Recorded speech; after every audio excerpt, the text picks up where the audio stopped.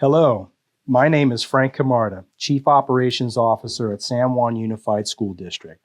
In this video, I'll be walking through the background, process, timeline, and feedback opportunities related to the San Juan Unified's upcoming middle school boundary adjustments.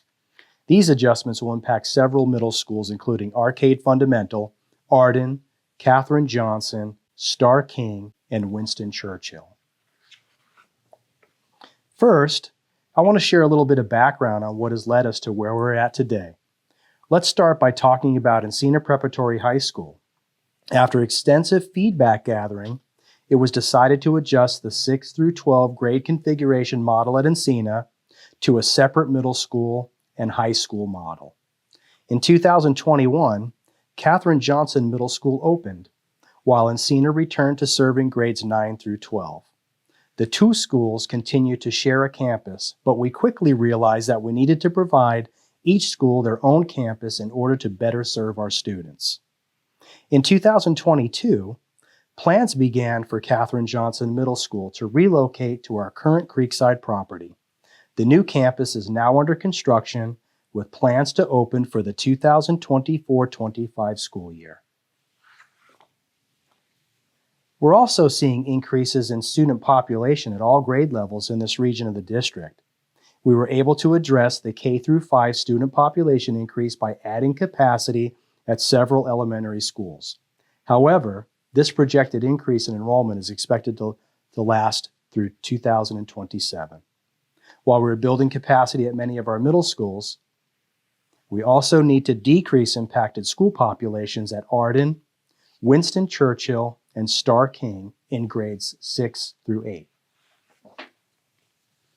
Given the growth in students, the addition of the Katherine Johnson campus, and modernization occurring at Arcade Fundamental, adjusting boundaries of the middle schools through the impacted region becomes necessary. As we've begun the process, we've identified goals for boundary adjustments, which include better serve population density northwest and southwest within the West region, have resident boundary student counts match school capacities, provide neighborhood schools with improved walking distances, and reduce transfer rates. Here you will see the desired capacities at each of our middle schools.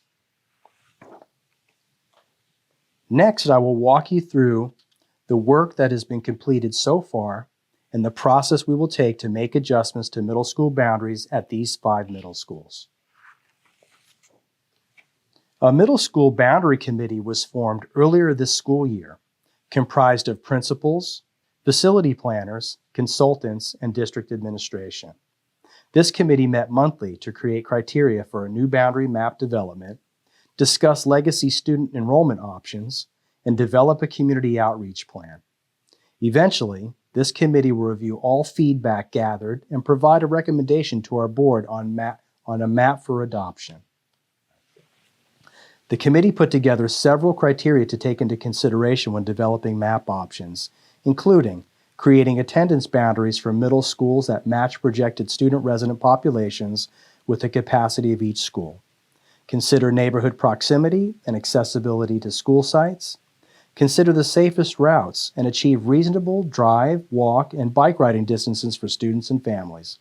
The goal is to keep neighborhoods together and avoid geographic barriers.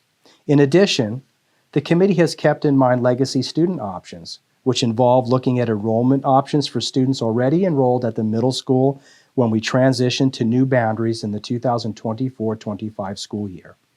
I also want to note that if warranted, we'd study and recommend minor adjustments to elementary and high school attendance areas to reconcile elementary school feeder patterns into the middle schools. So who's affected? 5 middle schools have been identified as needing attendance boundary changes. These 5 schools are Arden, Arcade Fundamental, Katherine Johnson, Starr King, and Winston Churchill. 10 elementary schools are considered feeders into these 5 middle schools, including Cameron Ranch, Cottage, Del Deo, Del Paso Manor, Dyer Kelly, Greer, Howe Avenue, Marymount, Pasadena Avenue, and Whitney Avenue. Families who live in the current attendance boundaries of any of these schools would potentially be impacted by these changes. This is a timeline on boundary change process. We are currently in step 1, where we're sharing information with our community and gathering feedback on the draft criteria for map development. Once we gather feedback from our community, our demographers will develop map options.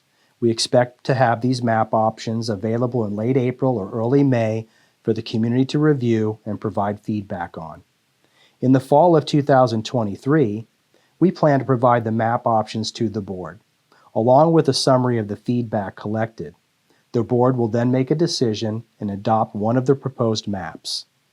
Once approved, new attendance boundaries for the 5 effective middle schools would go into effect for the 2024-25 school year.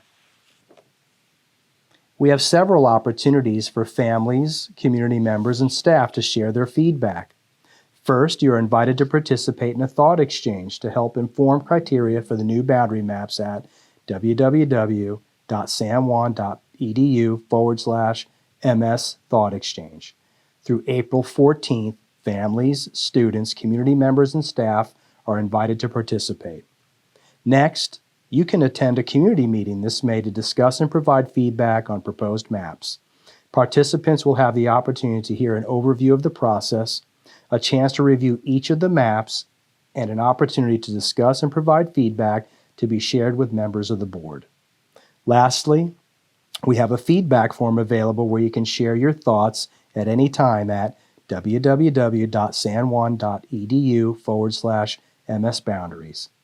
This will also be the web page where we post updates related to the boundary change options. As mentioned previously, draft maps are expected to be shared by early May. We will communicate at that time with our families and staff and provide more information around opportunities for feedback. Thank you for taking the time to learn about the middle school boundary change process. We look forward to hearing your feedback.